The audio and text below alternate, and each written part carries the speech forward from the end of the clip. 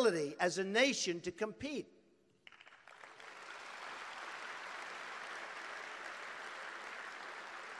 As part of this reform, we will eliminate the carried interest deduction.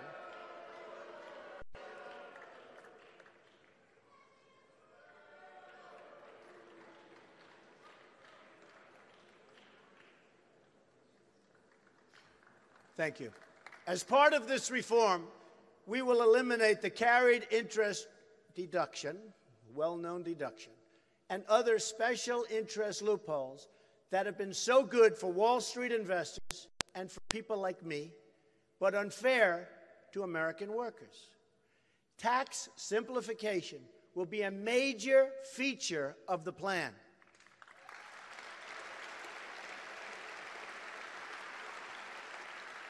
Our current tax code is so burdensome and so complex that we waste 9 billion hours a year in tax code compliance. My plan will reduce the current number of brackets from 7 to 3 and dramatically streamline the process.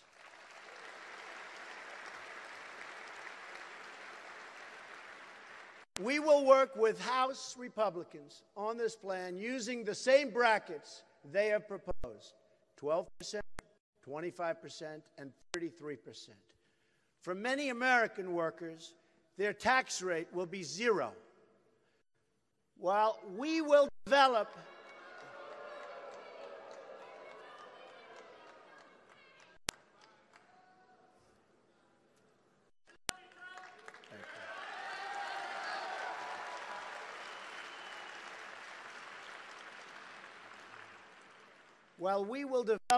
our own set of assumptions and policies, agreeing in some areas but not in all or in others, we will be focused on the same shared goals and guided by the same shared principles: jobs, growth, and opportunity.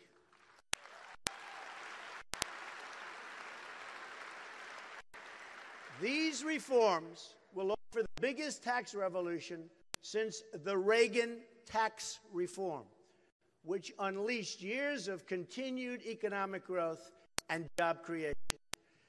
We will make America grow again.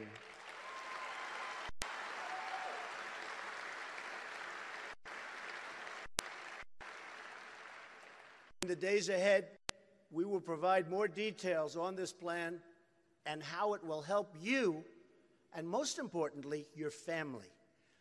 It will present a night and day contrast to the job-killing, tax-raising, poverty-inducing Obama-Clinton agenda.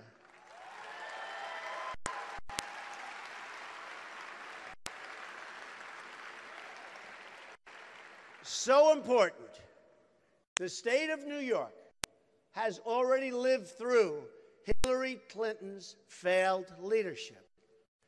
The Washington Post just published today a devastating article on Hillary Clinton's broken promises.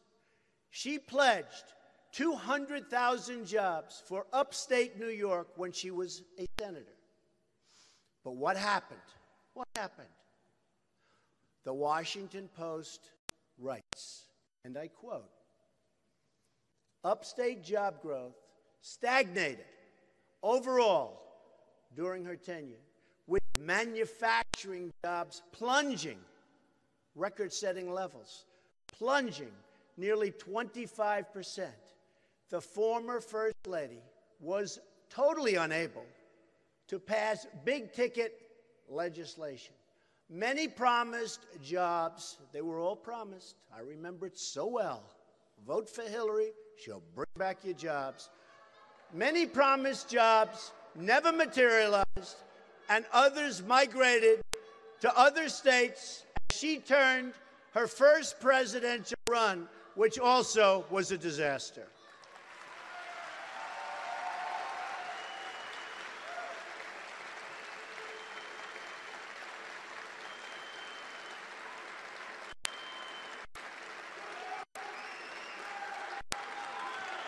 Thank you.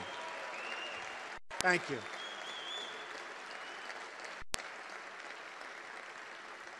Data shows that upstate actually lost jobs, a lot of them, during Clinton's first term. In other words, she was all talk, no action.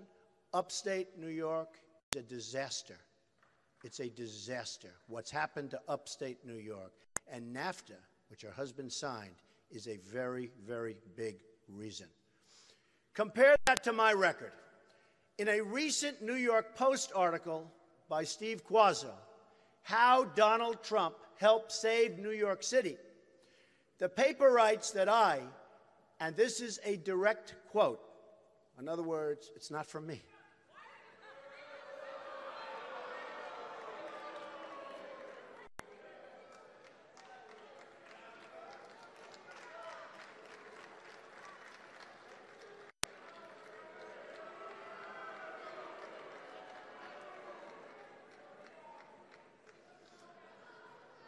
Thank you.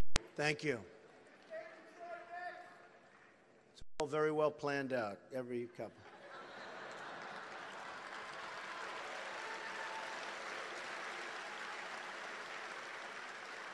And this is a direct quote that basically Donald Trump waded into a landscape of empty Fifth Avenue storefronts, the Dust Bowl, mugging ground that was Central Park, so dangerous, and a Wall Street area seemingly on its last legs as companies moved out.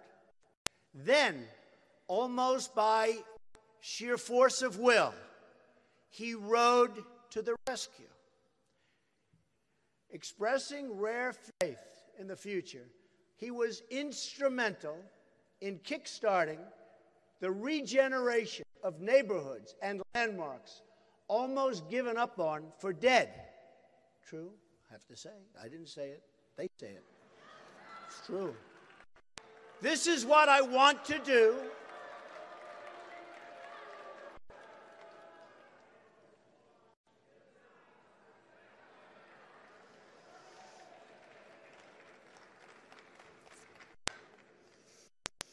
You all remember New York City was a disaster. We made it great. We made it great. This is what I want to do. Thank you. This is what I want to do for our country. I want to jumpstart America, and it can be done, and it won't even be that hard.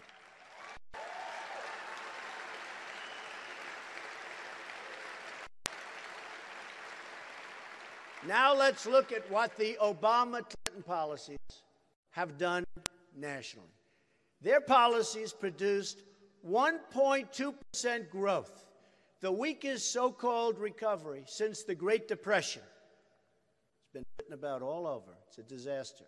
And a doubling of the national debt during the Obama years. There are now 94.3 million Americans outside of the labor force.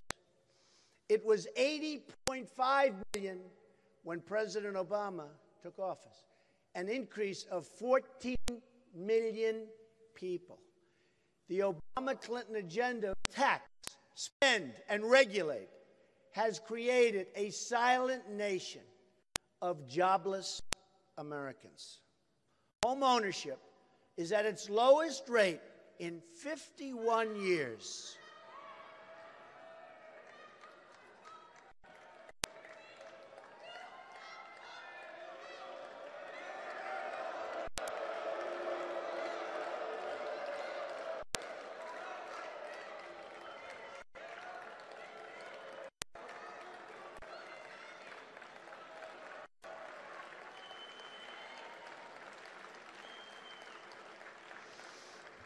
Thank you very much. Thank you. I will say the Bernie Sanders people had far more energy and spirit. I will say that.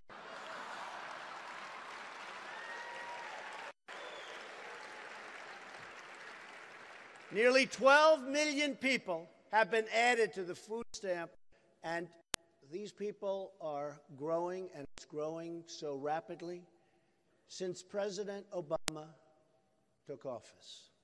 Another nearly 7 million people, great Americans, are right now living in poverty. Poverty. We have the lowest labor force participation rates in 4 decades. 58% of the African American youth are either outside of the labor force or not employed. 1 in 5 American households do not have a single member in the labor force, not a single member of a household. These are the real unemployment numbers. The 5% figure is one of the biggest hoaxes in American modern politics.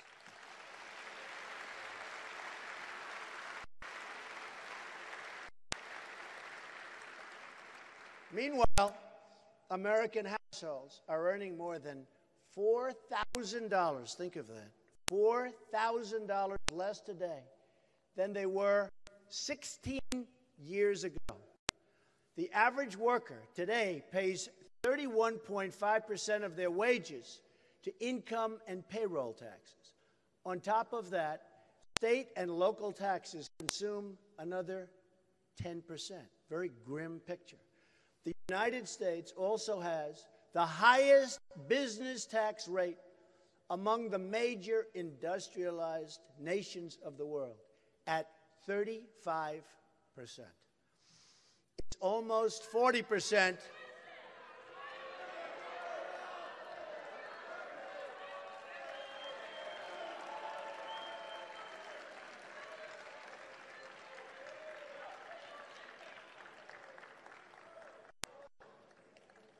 It's almost 40% when you add in taxes at the state level, and in many cases and many states, it's much higher than that. In other words, we punish companies for making products in America, but let them ship products into the United States tax-free if they move overseas. This, ladies and gentlemen, is backwards. This is backwards.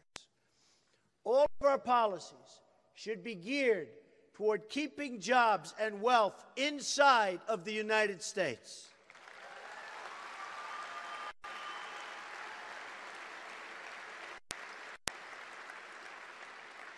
Under my plan, no American company will pay more than 15% of their business income in taxes. In other words, we're reducing your taxes from 35% to 15%.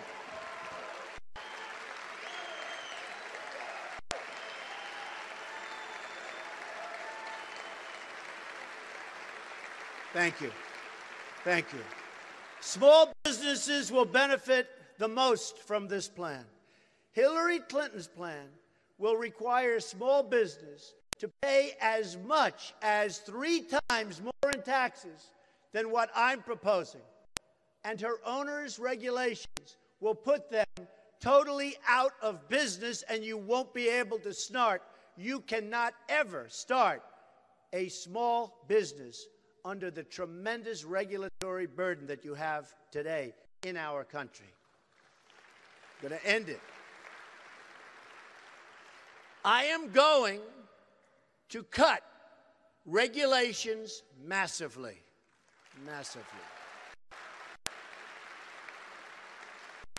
Our lower business tax will also end job-killing corporate inversions and cause trillions in new dollars and wealth to come pouring into our country. And, by the way, into cities like right here in Detroit.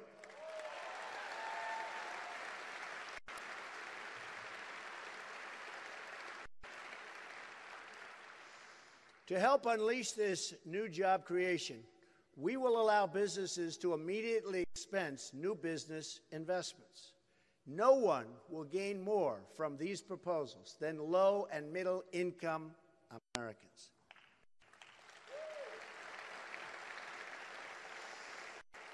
My plan will also help reduce the cost of childcare by allowing parents to fully deduct the average cost of childcare spending from their taxes.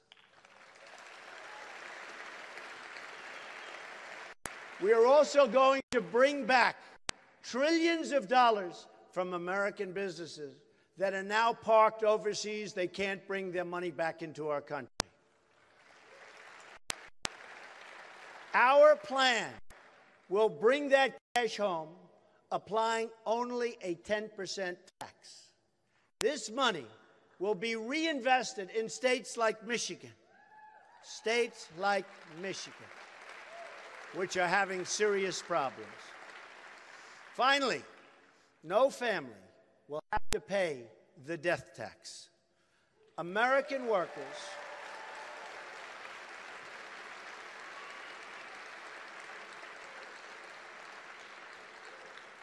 workers have paid taxes their whole lives, and they should not be taxed again at death. It's just plain wrong, and most people agree with that. We will repeal it. Next comes regulatory reform. As with taxes, I will have one overriding goal when it comes to regulation. I want jobs and I want wealth to stay in America.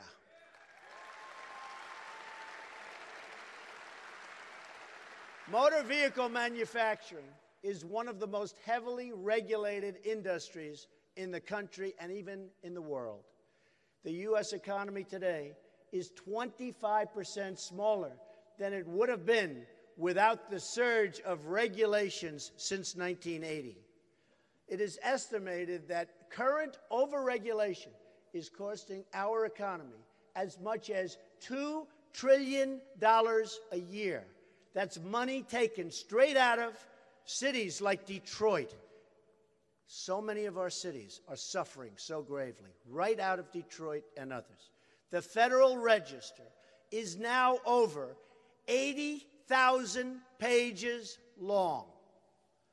As the Wall Street Journal noted, President Obama has issued close to 400 new major regulations since taking office, each with a cost to the American economy of $100 million or more. In 2015 alone, the Obama administration unilaterally issued more than 2,000 new regulations, each a hidden tax on American consumers and a massive lead weight on the American economy. It is time to remove the anchor dragging us down, and that's what it's doing. It's dragging us down.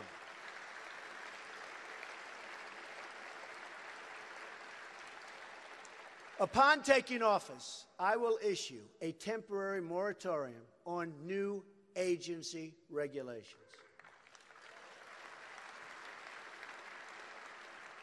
My running mate, Mike Pence, and by the way, a great guy, signed a similar order when it came and became, and when he worked so hard in Indiana as its governor. This will give our American companies the certainty they need to reinvest in our community, get cash off of the sidelines, start hiring new jobs, and expanding their businesses. So important. That's what it's about. I will also immediately cancel all illegal and overreaching executive orders.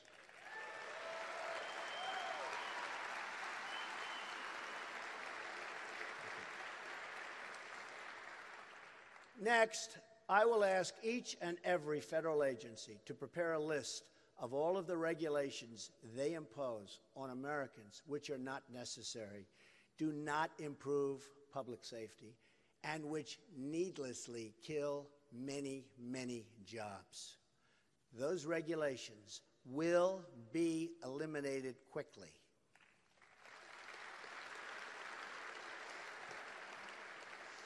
We are in a competition with the world, and I want America to win.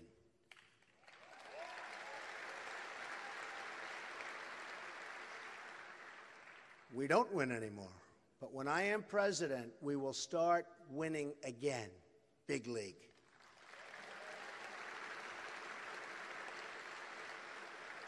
One of the most important reforms of all is trade reform.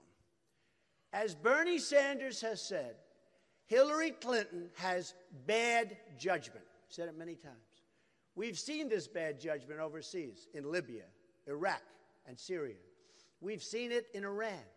We've seen it from President Obama when he gives $150 billion to Iran, the #1 terrorist state, and even gives them $400 million in money laundered cash as a ransom payment.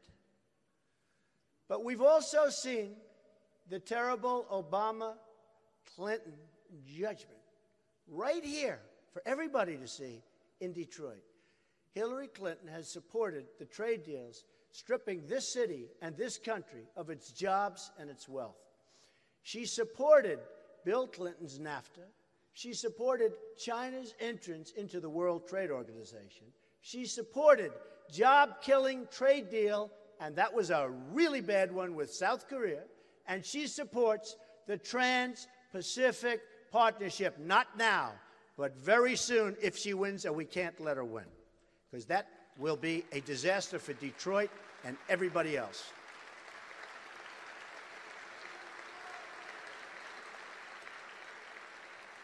Let's talk about South Korea for a moment, because it just perfectly illustrates the broken promises that have hurt so many American workers. President Obama and the usual so-called experts who've been wrong about every trade deal for decades predicted that the trade deal with South Korea would increase our exports to South Korea by more than $10 billion, resulting in some 70,000 jobs. Like Hillary Clinton's broken promises to New York, these pledges all turned out to be false. Instead of creating 70,000 jobs, it has killed nearly 100,000 jobs, according to the Economic Policy Institute. Our exports to South Korea haven't increased at all, but their imports to us have surged more than $15 billion, more than doubling our trade deficit with that country. What else is new? It's happening with everyone. The next betrayal will be the Trans-Pacific Partnership.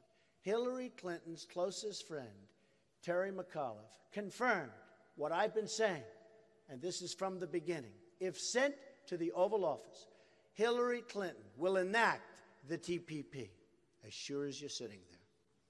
Her donors will make sure of it. A vote for Hillary Clinton is a vote for TPP, and it's also a vote for NAFTA.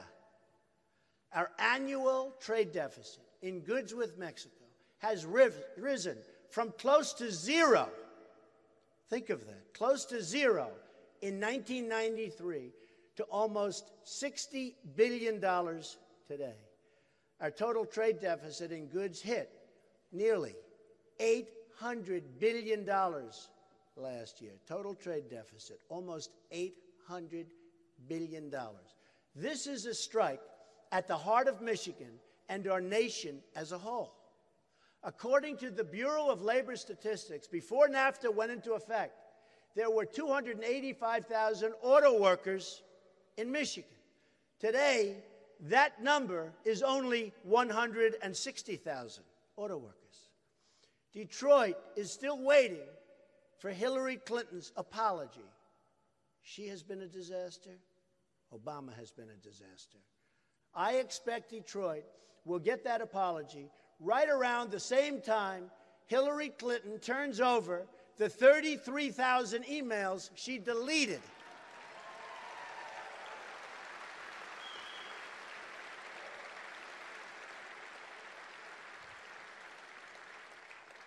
Hillary Clinton's Trans-Pacific Partnership will be an even bigger disaster for the auto industry believe me, even bigger and even worse than NAFTA. In fact, Ford Motor Company has announced its opposition to the deal. According to the Economic Policy Institute, the U.S. trade deficit with the proposed TPP member, all of the member countries, has cost over 1 million manufacturing jobs in the year 2015, 1 million jobs. By far, the biggest losses occurred in motor vehicles and parts, which lost nearly 740,000 manufacturing jobs. What are we doing? Michigan ranks first for jobs lost as a share of state workforce due to the trade deficit with TPP members. Just imagine how many more automobile jobs will be lost if the TPP is actually approved. It will be catastrophic. That's why I have announced we will withdraw from the deal before that can ever, ever, ever happen.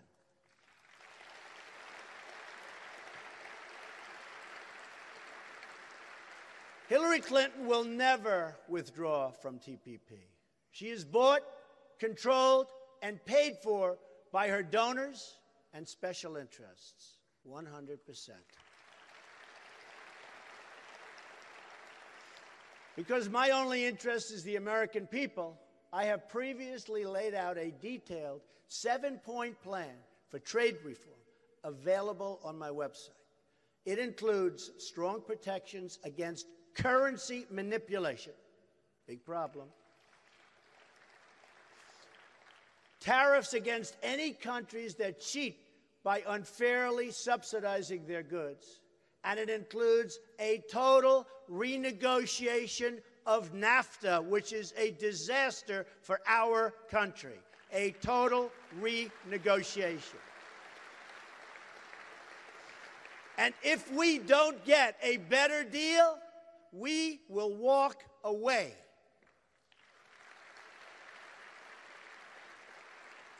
At the center of my plan is trade enforcement with China. This alone could return millions of jobs into our country. China is responsible for nearly half of our entire trade deficit. They break the rules in every way imaginable, including militarily. China engages in illegal export, subsidies, prohibited currency manipulation, and rampant theft of intellectual property. It's rampant. It's out of control.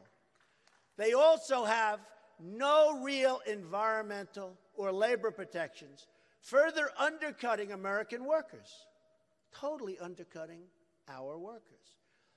Just enforcing intellectual property rules alone could save millions and millions of American jobs.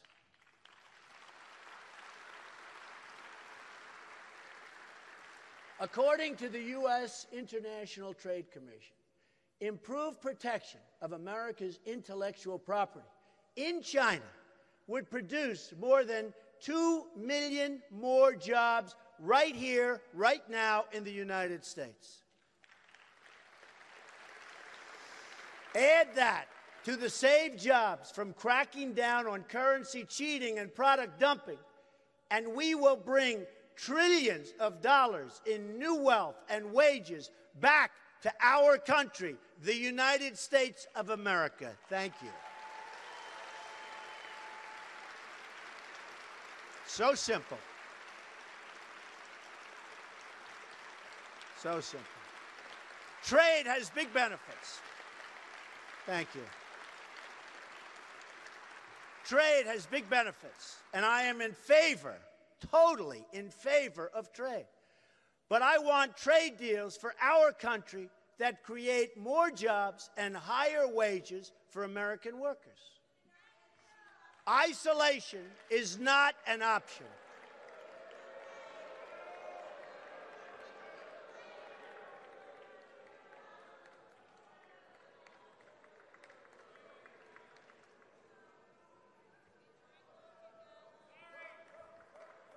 Thank you. Thank you. Isolation is not an option. Only great and well-crafted trade deals where we as a country for once benefit instead of being taken advantage of, we are going to benefit and our workers are going to benefit, or we're not going to make those deals. Also critical to our economic renewal will be energy reform. The Obama-Clinton administration has blocked and destroyed millions of jobs through their anti-energy regulations, while raising the price of electricity for both families and businesses. As a result of recent Obama EPA actions, coal-fired plants across Michigan have either shut down entirely or undergone expensive conversions, making them non-competitive in many cases. The Obama-Clinton war on coal has cost Michigan over 50,000 jobs. Hillary Clinton says her plan will put a lot of coal companies and coal miners out of business. We will put our coal miners and our steel workers back to work where they want to be.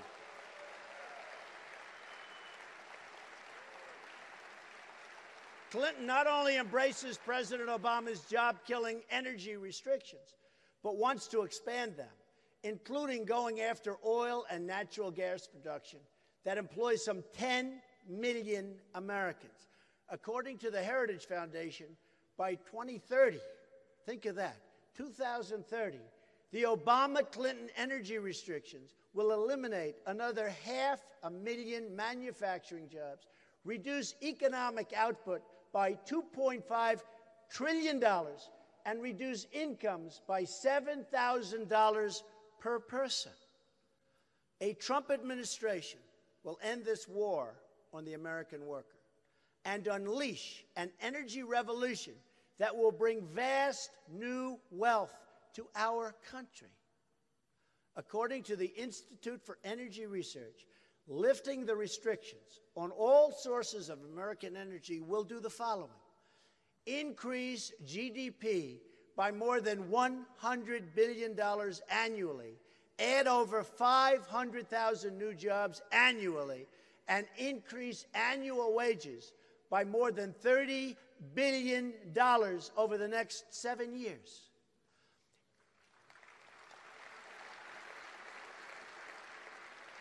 Additionally, it'll increase federal, state, and local tax revenue by almost $6 trillion over 4 decades, increase total economic activity by more than $20 trillion over the next 40 years. The reforms I have outlined today are only the beginning. When we reform our tax, trade, energy, and regulatory policies, we will open a new chapter in American prosperity, which is so desperately needed. We need a new chapter. We can use this new wealth to rebuild our military, which is desperately needed, and our infrastructure. As part of this new future, we will also be rolling out proposals to increase choice and reduce cost in childcare, offering much-needed relief to American families. They're suffering. They're suffering. We're going to get them this much-needed relief. I will unveil, thank you. I will unveil my plan on this in the coming weeks that I've been working on with my daughter, Ivanka, who's here. Stand up.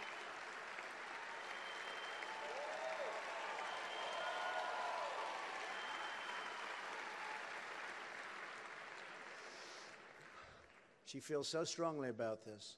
And an incredible team of experts. Likewise, our education reforms will help parents send their kids to a school of their choice. It will be so good for Detroit. We will also give our police and law enforcement the funds and support they need to restore law and order to this country. Law and order.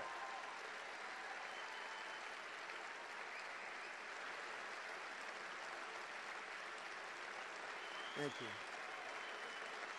Thank you.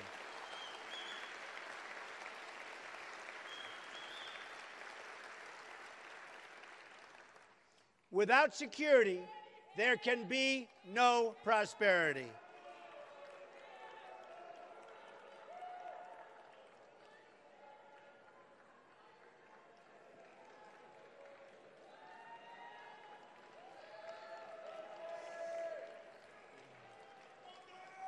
Without security, there can be no prosperity. We must have law and order. We must have law and order.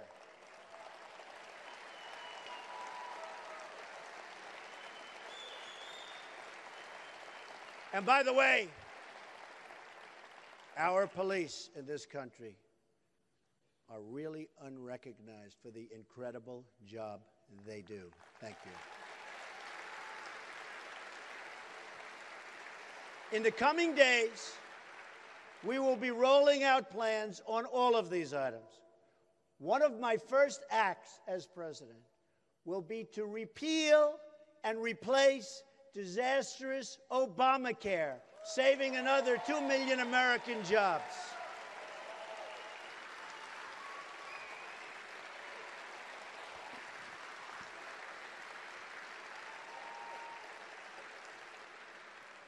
We will also rebuild our military and get our allies to pay their fair share for the protection we provide to them, saving us countless more billions of dollars to invest in our own country.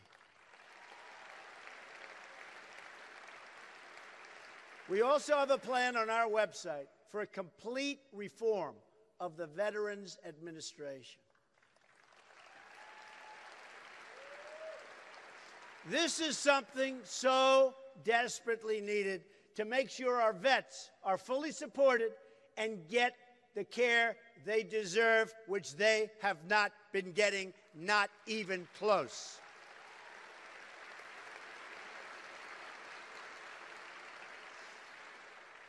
Detroit, the Motor City, will come roaring back, roaring back.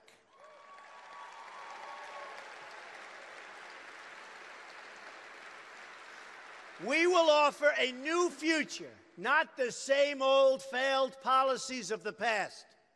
Our party has chosen to make new history by selecting a nominee from the outside, and that's outside of the very, very already proven rigged system.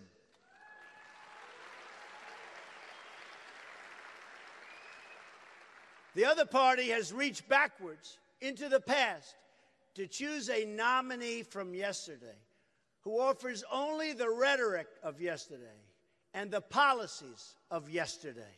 Just take a look at what happened to New York State manufacturing and take a look at her promises before this happened. A disaster. There will be no change under Hillary Clinton. Only 4 more years of weakness and President Obama. But we are going to look boldly into the future. We will build the next generation of roads, bridges, railways, tunnels, seaports, and airports. That, believe me, folks, is what our country deserves. American cars will travel the roads. American planes will connect our cities, and American ships will patrol the seas. American steel, American steel will send new skyscrapers soaring all over our country. We will put new American metal into the spine of this nation. It will be American hands that rebuild this country, and it will be American energy mined from American sources that powers this country. It will be American workers who are hired to do the job. American workers. Americanism, not globalism, will be our new credo. Our country will reach amazing new heights, maybe heights never attained before. All we have to do is stop relying on the tired voices of the past. We can fix a rigged system by relying on the people who rig. And just remember this, it's so important. We are reliant on people that rigged this system in the past. We can't fix it if we're going to rely on those people again. We can't solve that problem.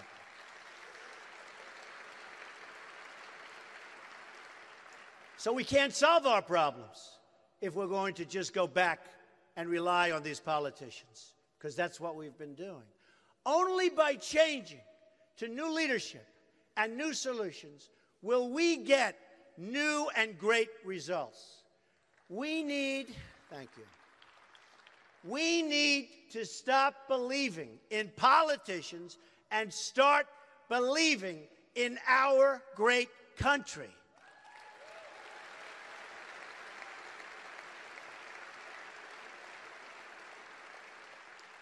Before everything great that has happened, the doubters have always said, it couldn't be done. They say it right now.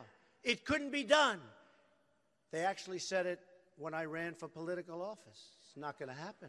He's never done it before. It happened. America is ready to prove the doubters wrong. They want you to think small. I am asking you to think big. We are ready to dream great things for our country once again. We are ready to show the world that America is back, bigger and better and stronger than ever before. Thank you very much. God bless you. Thank you. Thank you. Thank you very much. Thank you. Thank you very much.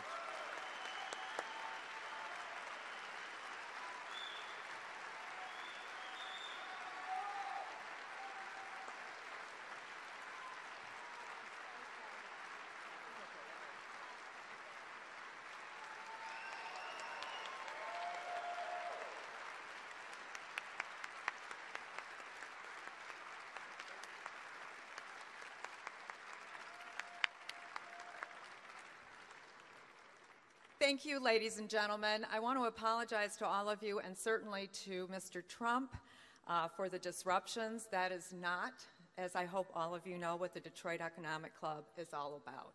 So we will do follow-up, and nobody will be allowed back in any of our meetings that behaves that way.